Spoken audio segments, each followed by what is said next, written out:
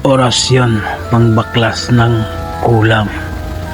Sa ngalan ng kataas-taasang lumikha, ako'y humihingi ng paglilinis at kaligtasan. Lahat ng tanikalang itinanim ng dilim ay ngayon kong binabaklas. Sa ngalan ng liwanag, walang kapangyarihan ng kadiliman sa pusong basilak at kaluluwang dalisay. Liwanag ng may kapal, linisin mo ako sa lahat ng sumpa, inggit at masamang hangarin.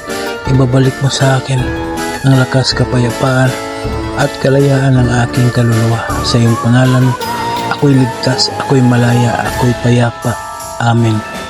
Bigkasin lamang mga orasyon na sumusunod ng 3 beses at iihip sa isang basong tubig at inamin, di kaya iihip mo sa iyong dibdib. Sa torari putin ito pirerotas, dinomin salva atomis, dinomin salva atomis, dinomin salva atomis. Amen. Gawin ito araw-araw hanggang sa mabaklas ang kulam sa katawan mo. Maraming salamat sa mga tao na naniniwala at tumangkilik sa mga binahagi kong kaalaman.